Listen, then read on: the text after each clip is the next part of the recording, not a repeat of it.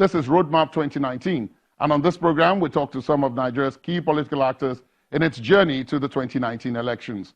I am Ladi Akedredolu-Ale. Thanks for joining us. On today's program, my guest is an academic, he's a politician, and he has also served in a top economic policy-making position in government. My guest says part of the solution to Nigeria's problem of insecurity is a massive increase in the number of people to be employed by the Nigerian police force as just one of the features of an overhaul of Nigeria's security architecture. Now, please join me as we talk to a presidential aspirant on the platform of the Young Progressives Party, the YPP, and former Deputy Governor of the Central Bank of Nigeria, Dr. Kingsley Moghalu.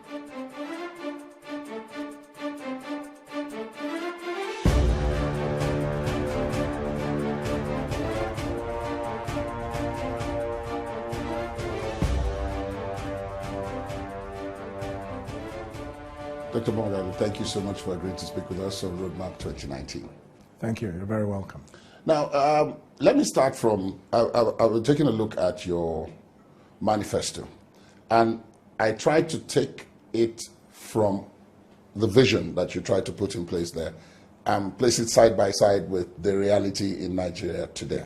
So before going to the manifesto, let's take a little time to talk about the realities. Yes. What do you make of our current political situation in terms of how it has grown or developed since 1999? Do you think that, in spite of what many people would call the hiccups, that we are moving generally in the right direction? Would you? I think we are moving towards the right direction for two reasons.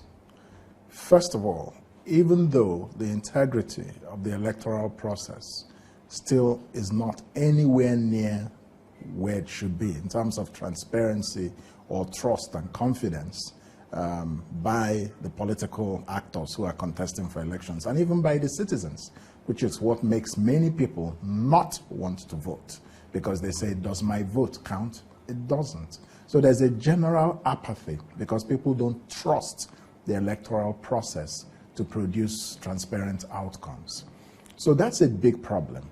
Nevertheless, even in the context of that, it's not as bad as it used to be several years ago when there was open snatching of ballot boxes, stuffing of ballot boxes, writing of election results, and then, so those types of things. So there is some slight improvement in that context, but the wounds inflicted by those first 10, 12 years of the democratic experiment since 1999 have been very deep in the psyche of Nigerian citizens. And so they simply don't trust the electoral process.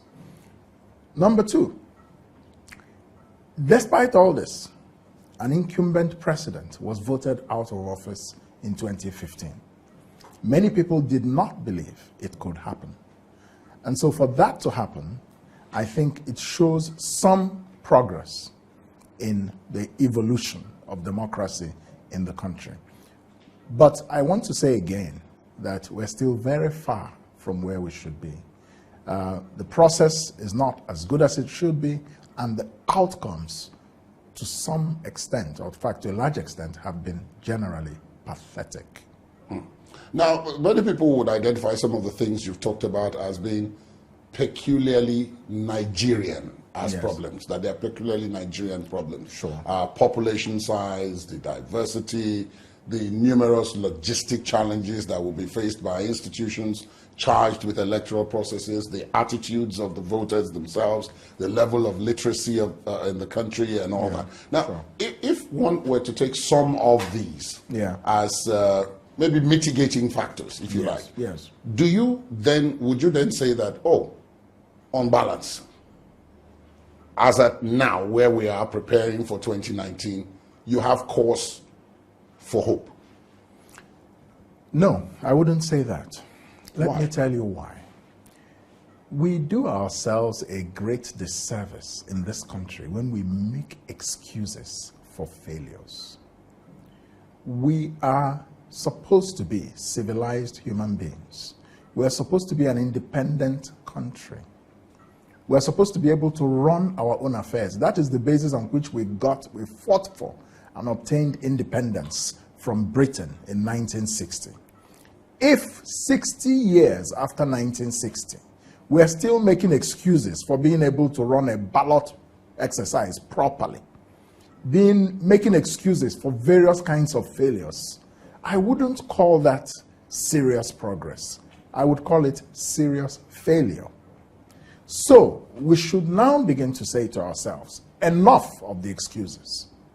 Enough of the explanations. Diversity is not an excuse. There are many countries in the world that are diverse and still do elections successfully, run successful democracies, have stable societies, have very good and thriving economies.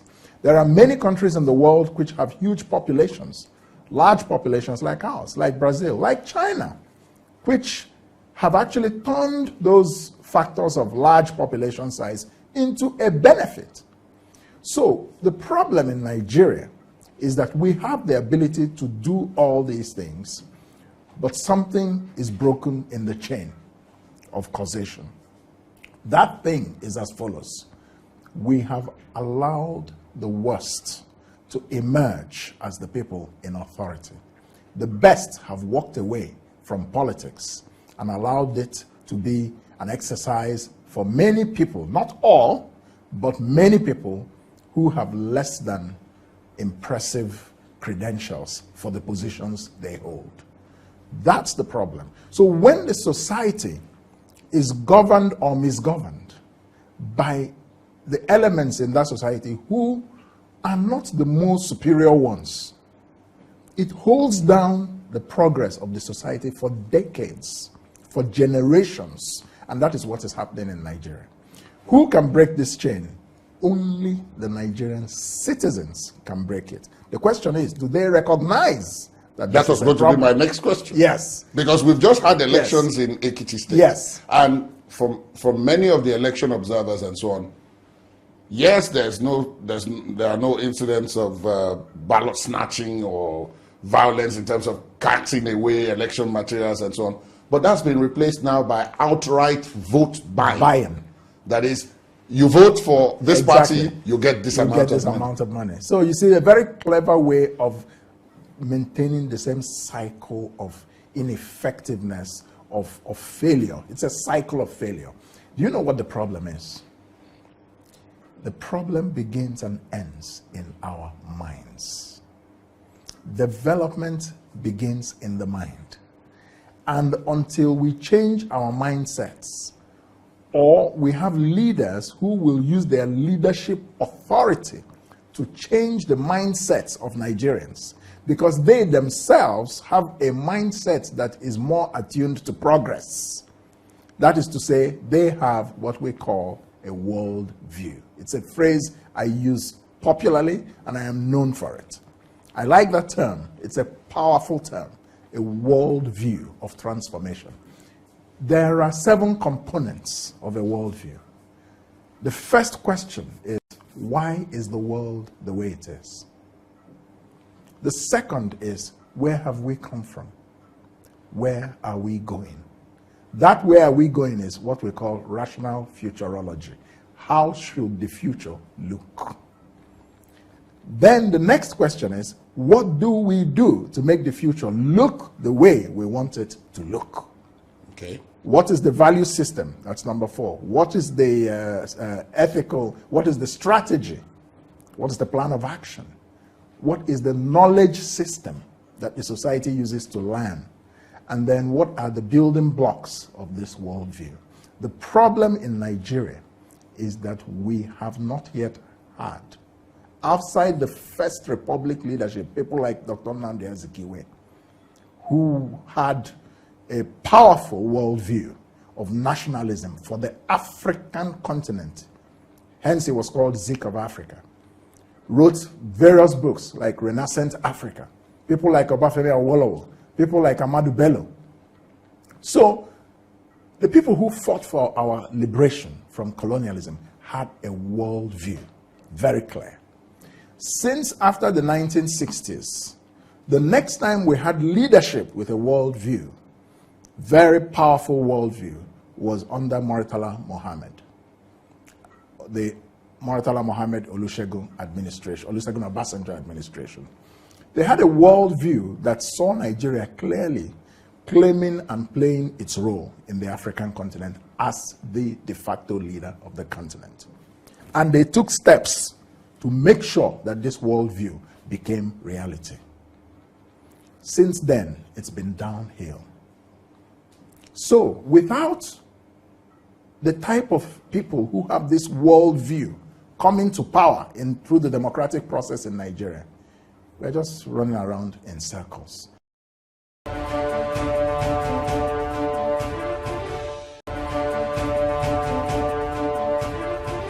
Quite a number of people will raise the point that democracy is a game of numbers. Sure. And so if the mass, the critical mass, Yes. don't get it, Yes.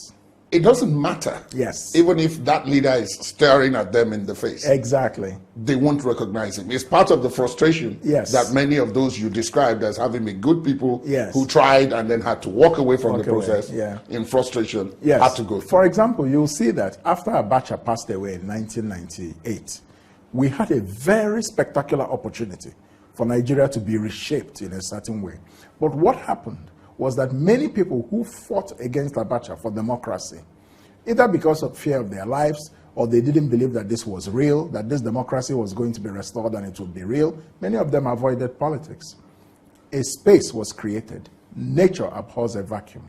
A lot of 419ers, charlatans, all kinds of characters stepped in. The situation we have in Nigeria till today is a legacy of that missed opportunity in 1999. So, where do we go from here?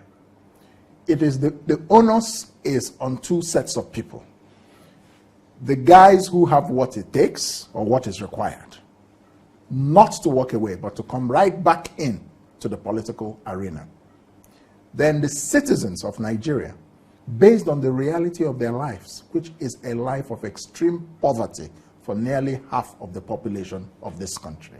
So at the very least, their enlightened self-interest should tell them that we are very poor. We're not supposed to be like this. Isn't it time to begin to elect the types of leaders who have a vision for prosperity and how to bring it about? Who can manage institutions? Who can manage the national economy? Who can unite Nigeria instead of divide Nigeria?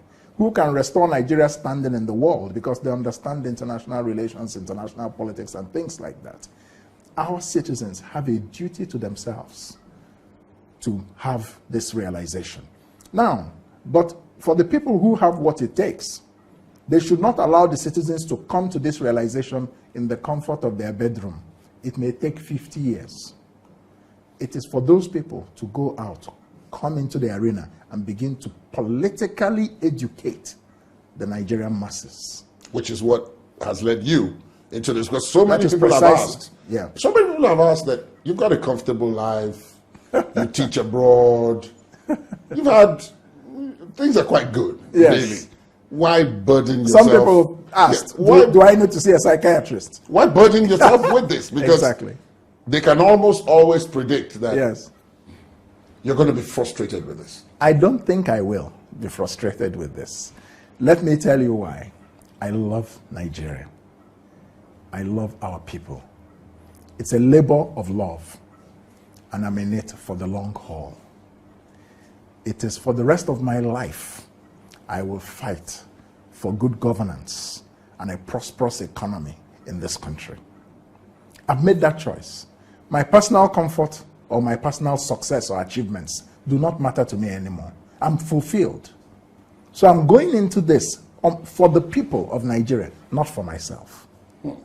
Now, So- I'm sorry, so, yeah. again, I have to Yes. cut in No, yeah, because sure. Absolutely. I'm looking at this and I'm Yeah. asking myself the question, Yeah. as people have asked me. Yes. And I said, when I have the opportunity, I will ask you. Yes. Politics in Nigeria at the moment, largely speaking, is about money. Yes.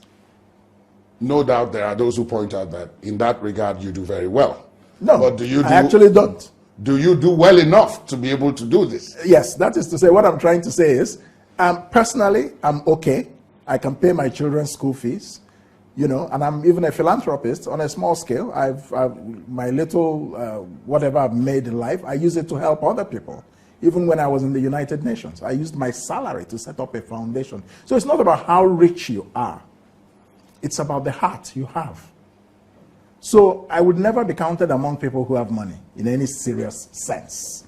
I'm not begging for food, you know, but having the type of money that is generally required for politics in Nigeria, no way, Jose, no way.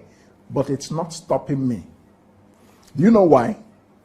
It's not stopping me because I believe that what we describe as our reality is created by our thinking and our actions. If we decide to change that reality, it will change. There's no Messiah that's going to come down from upstairs to come and change our reality. It is you and me that will change that reality. That's why I'm doing this. When we wait for who will do it, what are you doing as a citizen? We're all citizens, and we have a duty to our country to make it a better place for our children. Look at the poverty in this country. I am not comfortable with it at all. I have children who are proud of Nigeria and want to grow up in Nigeria. I look at average Nigerian citizens. When I go to give a lecture somewhere, let's say I'm speaking at the Nigerian Institute of International Affairs in Lagos, for example. I finish, we have had a great conversation, the people are happy, I am happy, then you come out of the hall. You are besieged by hundreds of people. Oga, can I have transport money? Oga, I want to get to Ojo Leba. I beg now, 1,000 only. Hey! And this kills me. I don't like it. I feel very pained when I see the mass poverty in this country.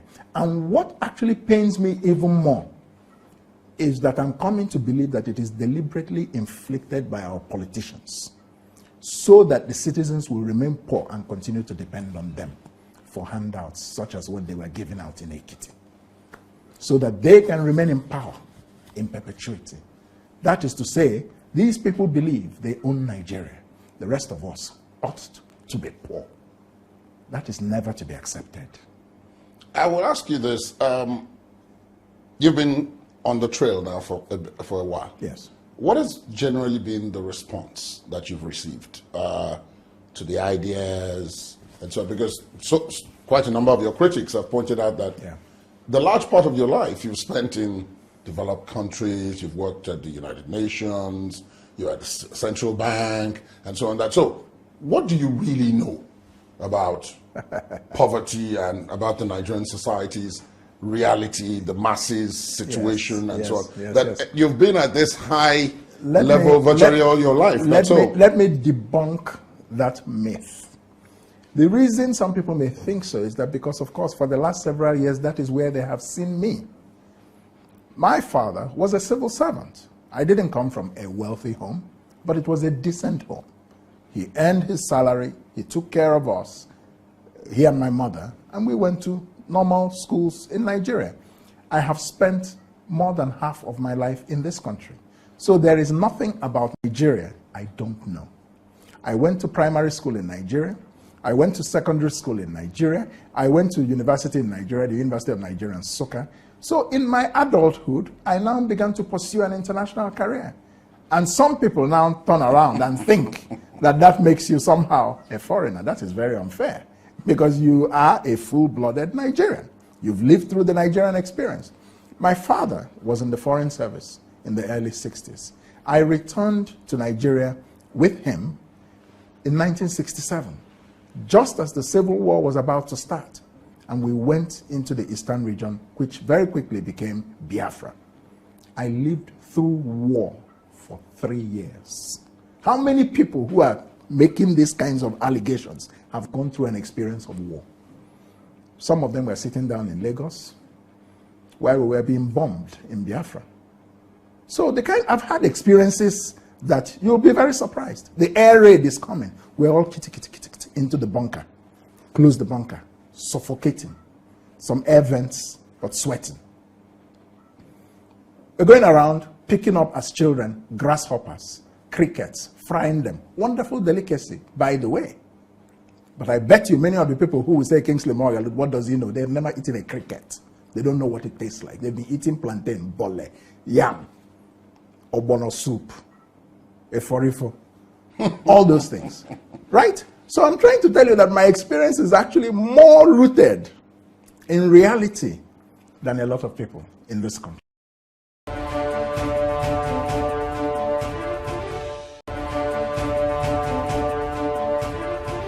You mentioned Biafra, so I'll ask you this. Yes.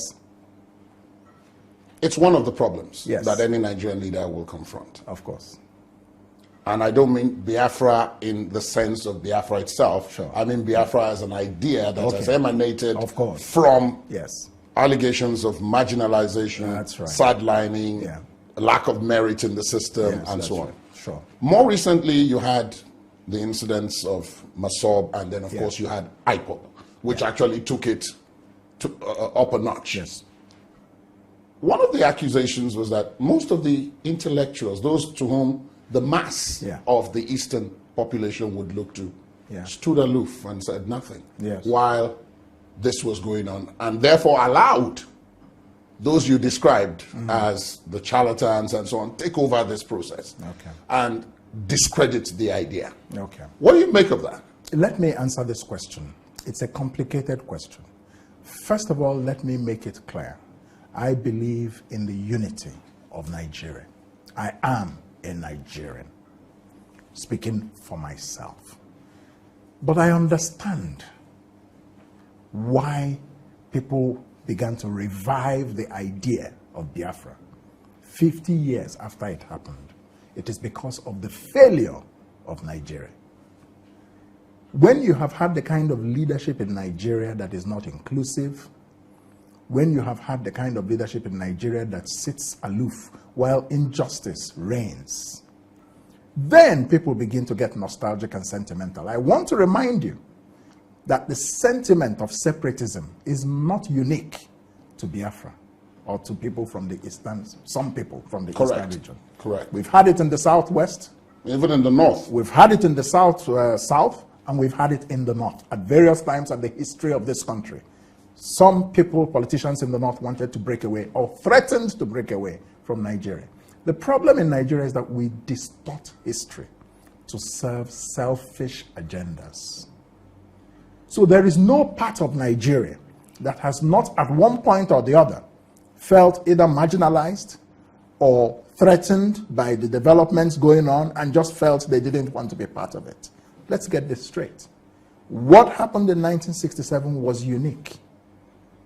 There were certain incidents in 1966, there were responses, there was a massive pogrom. And people began to feel they were not safe. That's history. We should only use its lessons to build a more united Nigeria. We should not continue to now romanticize that history and now want to go back to it. The only reason some people began to have that type of mindset was because of the utter failure of leadership in the Nigerian state, which continues today. But what is my response? The answer is not to break away from Nigeria. The answer is to fight in Nigeria to make Nigeria a better place for all of us, for the man in Kanu, for the man in Nnewi, for the man in Ijebode, for the man in Bayelsa. We can all have a better life in this big country that has the potential for greatness. For that to happen, two things must happen. Number one, we must elect the right kind of leadership. Again, a leadership with a world view. Number two, our leaders must have the political will to tell themselves and their citizens the truth that Nigeria as it is today structured is not working. But instead, our leadership wants us to continue to live a lie.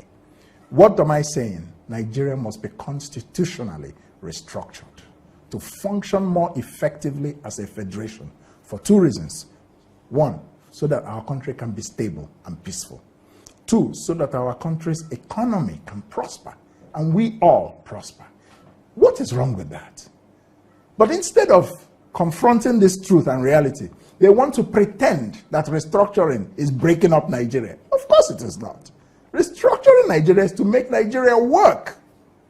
I'm sure you've been following the arguments on various sides. Of course I have. The Southwest has a position on restructuring. The Southeast has a position. The Middle Belt has a position. Even the North. And the South-South. The South-South. They've all come out with various positions. Absolutely. And there are quite a number of people who are saying, look, we've got to deal with this problem even before the election. Well, I don't know if it is practical to deal with it before the election.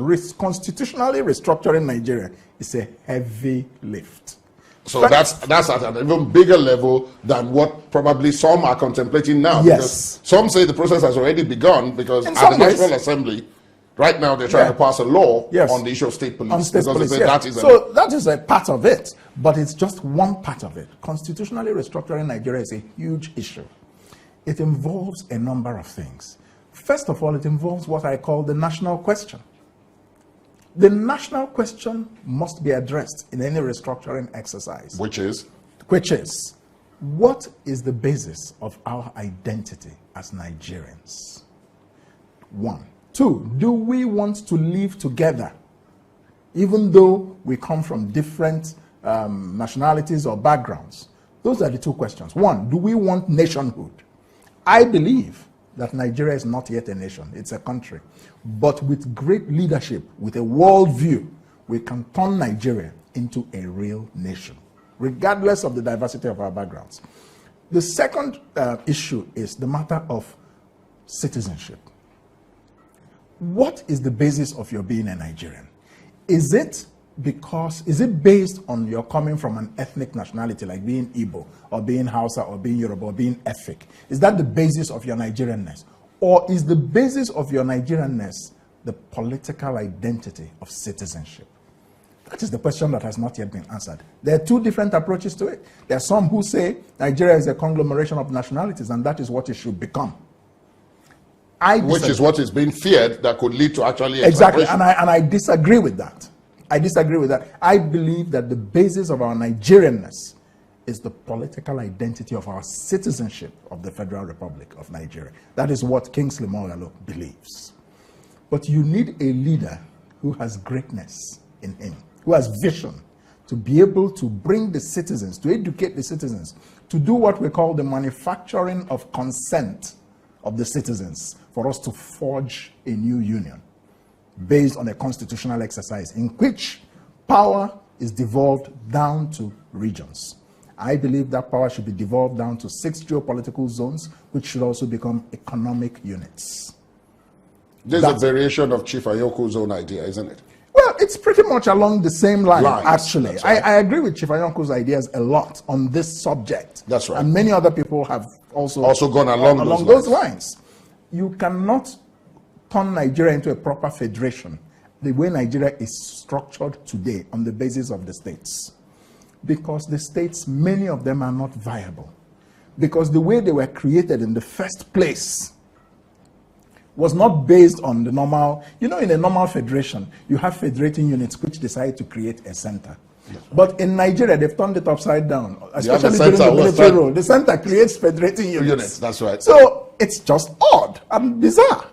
So this is the point, that if you constitutionally restructure Nigeria such that various regions can take care of much of their affairs, and you have a central sovereignty where we have common services like the armed forces, the central bank, the Ministry of Foreign Affairs, immigration, those types of things must remain at the center. I don't even think those things should be devolved to the regions. Remember that before 1960, the regions even had foreign representational powers. That's right. Chief Falaye pointed that out because they said he did point out that each region had a representative in the United Kingdom. In London, yes. So I'm not sure if we should sort of go back to that. But you need to give the regions space to develop themselves economically with a central constitution, but there can be regional constitutions, so long as they are not inconsistent with the sovereignty. In this constitutional restructuring, I believe that the center should not be too weak.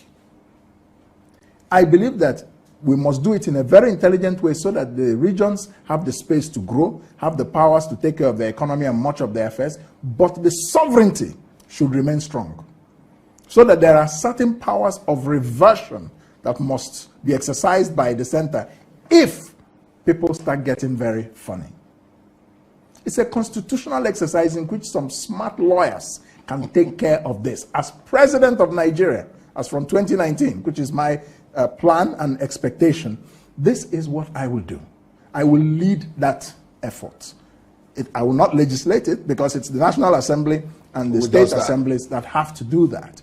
But I have the vision to lead, to bring this about, so that we will all be happy as a country and function much better. The economy of Nigeria will boom in ways that are unimaginable now when we restructure this country constitutionally.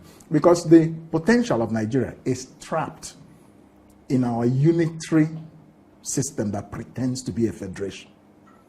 So, and because that center is controlled by incompetent people, more often than not, we cannot make progress.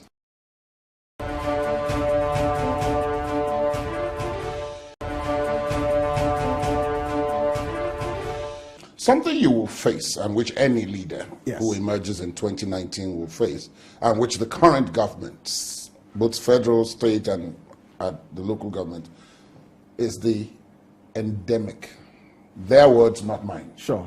state of corruption. Oh, yes.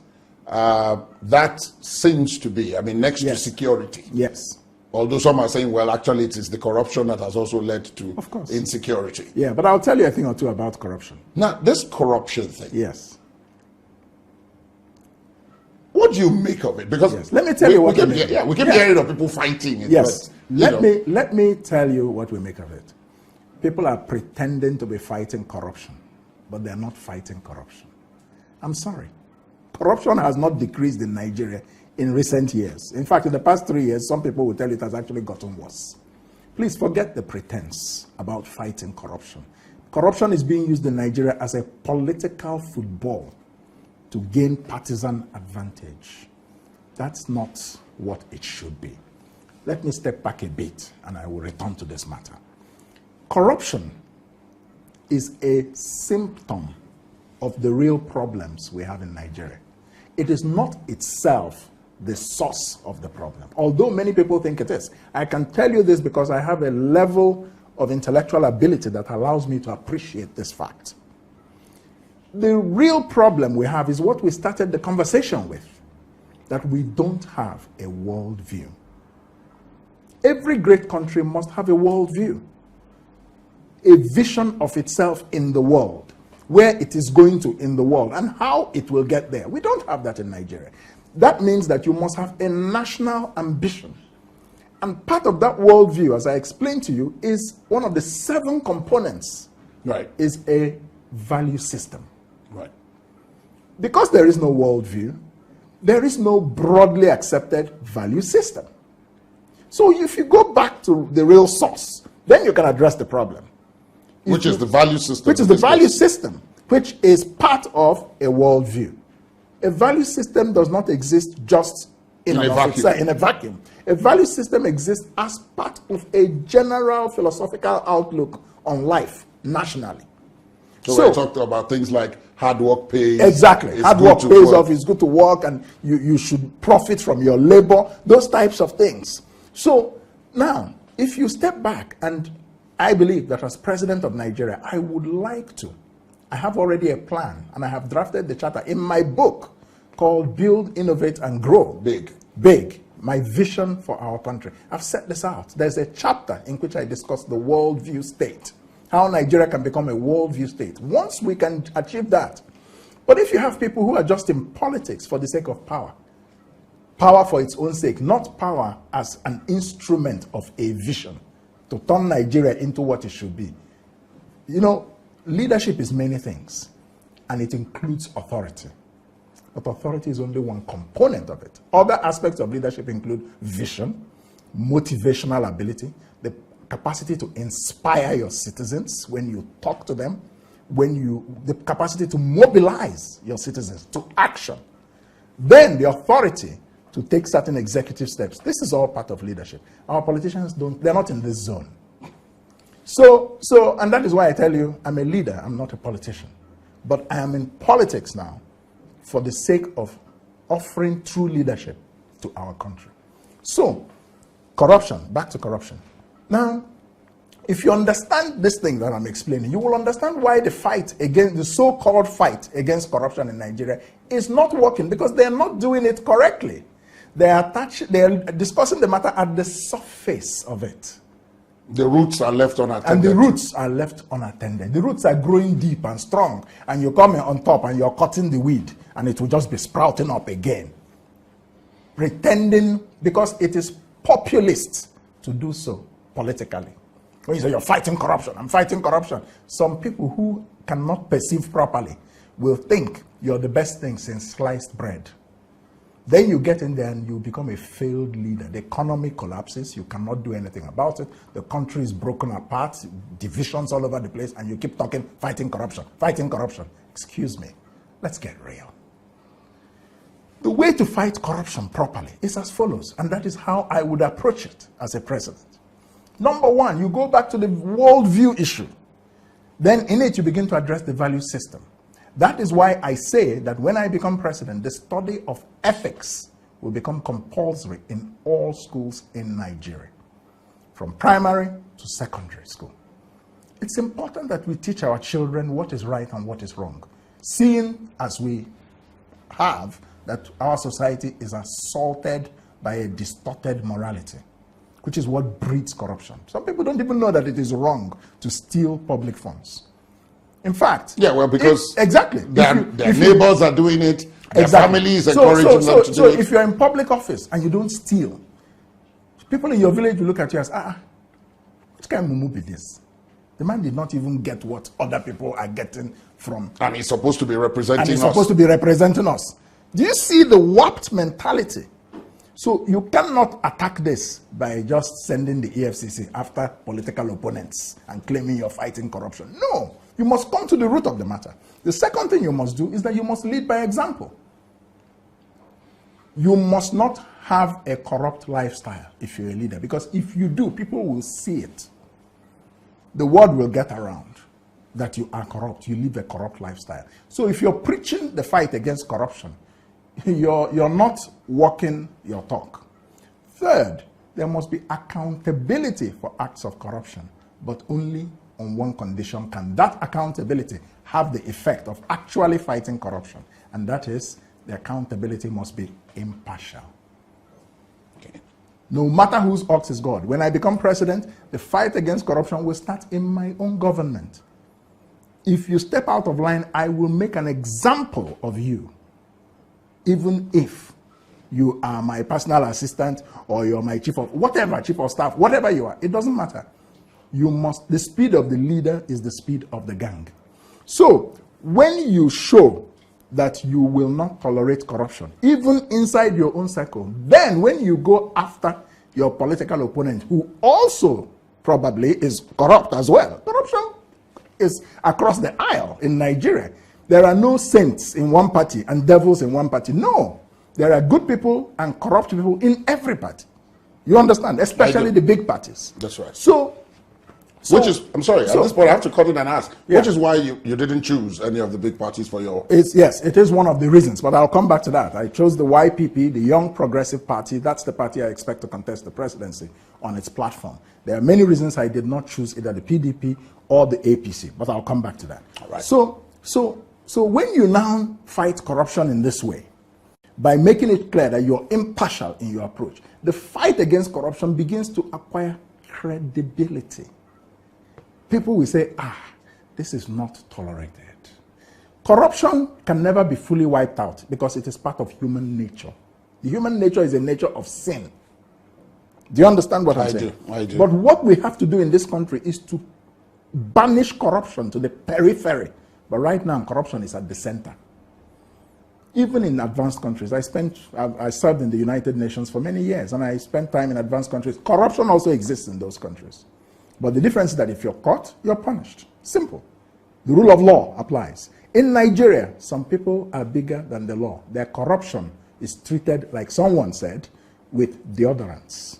But the corruption of some others is treated with insecticide. That is one of the best definitions of what is going on. And that's not a fight against corruption. So posturing and fighting corruption are two different things. The second thing about the fight against corruption is that to say that you will fight corruption is not a replacement of the competence that you need as a leader.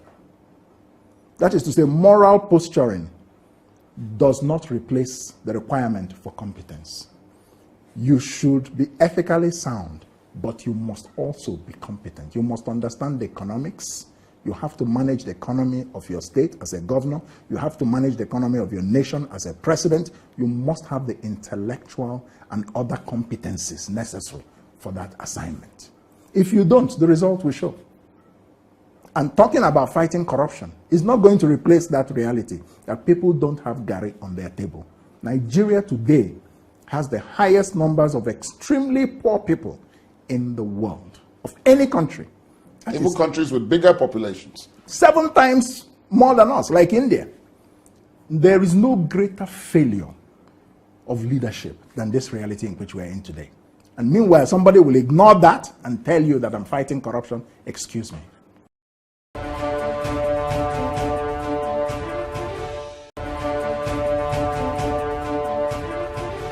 Now, would that be part of where I have in my hand here your agenda?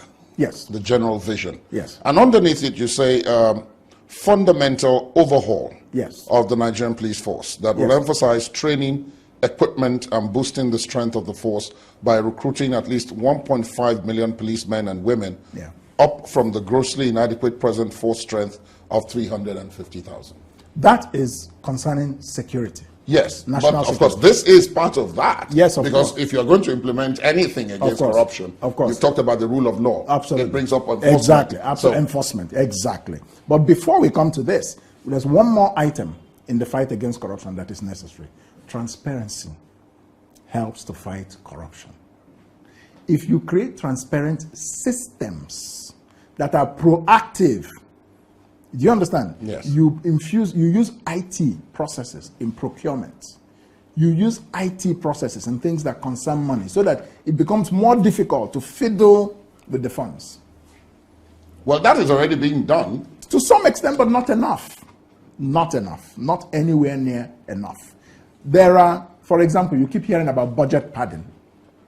That means that the budget is padded by civil servants or political appointees even before it gets to the National Assembly. Then it gets to the National Assembly, the National Assembly begins to say, this budget is padded. Then, after complaining, then they will now pad it themselves with their own constituency projects. Chaos everywhere. We're fighting corruption, all of us. Excuse me. We're not serious. You know? We're not serious. So it almost becomes like a comedy, you know, if it weren't so serious and affecting the lives of the people. How, for example, do you stop budget padding? As president, when I become president, the budget, the federal budget, will be subjected to forensic audit before it goes to the National Assembly, so that any attempt to pad it will be weeded out. But then you won't be able to interfere with the powers of the National Assembly. That's a different matter. But the power of the National Assembly, I believe, is to appropriate. I don't believe the National Assembly has the powers to be inserting things into the budget. You know, this is a legal issue. Yes, and then in any case, and it should be tested at the Supreme Court. I think that is being contemplated at the moment. Yeah, but whether they have the political will to do it or not is a different matter. But I think it should be decided by the Supreme Court. What exactly are the limits, the appropriation limits of the National Assembly? There's many gray areas there. So now back to security. What I said about the police force is very, very critical. I put that out. Yes, actually, just as one of the elements of my vision. Now, we don't have a police force in this country. I make bold to tell you that. It is a joke. You have 200 million people. You have 300,000 police. 1/3 of who are guarding VIPs in their homes. Meanwhile, the country is facing serious challenges of security. That is number one. So the police force is grossly inadequate, assuming it were even to be capable. But on top of that, we know they're not properly trained, we know they're not properly equipped, and we know they're not properly motivated, which is why waiting you carry.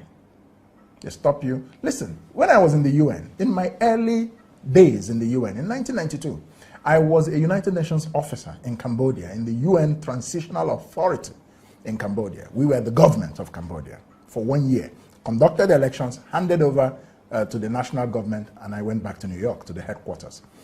But in that mission, there was a Nigerian police contingent. And one compatriot told me, we were earning dollars. So the compatriot told me from the police force, he said, my brother, look at my salary here, $6,000, cool, every month.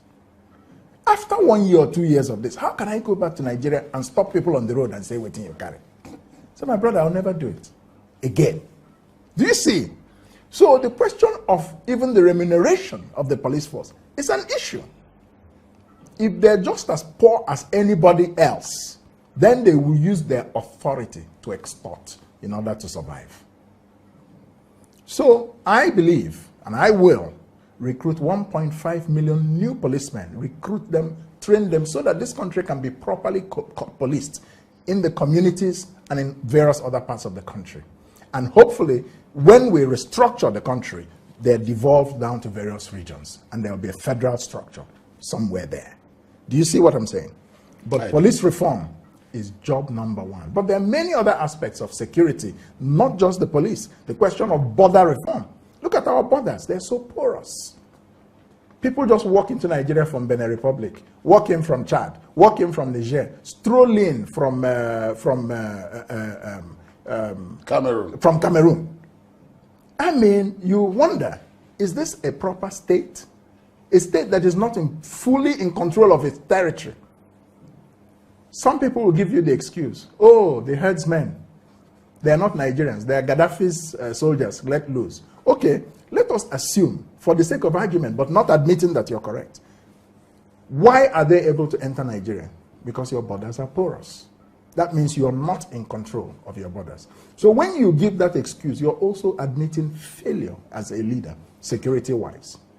Then some people will turn around and say, oh, but don't we have the ECOWAS protocol on the free movement of persons? I say, no, people don't understand international law. I do. I'm an international lawyer, among other things. The protocol on the free movement of persons does not say that terrorists can come into Nigeria. No, sir, it doesn't. As a country, you still have the right to monitor and assess who is coming through your borders. If they have any security question, you can stop them. If they come in, what it says is that they can come in and stay for 3 months maximum. They cannot stay for beyond 3 months. Otherwise, they must regularize their status. Their status. When they come into Nigeria, the foreigners from Benin, Chad, Cameroon, is anybody monitoring them to see where they go and whether or not they're causing? I visit countries where I know that I'm being watched and I'm being followed. I know that. In Rwanda, for example, the eyes are in Switzerland. The eyes are everywhere. They're watching because they're serious about protecting their country. So they take all your records, but they're tracking you somehow. You understand what I'm saying? We don't do that in Nigeria. We must reform the security of our borders. Dr. Moghalu, thank you very much for agreeing to speak with us. Thank you. You're very welcome. Thank you. Thank you.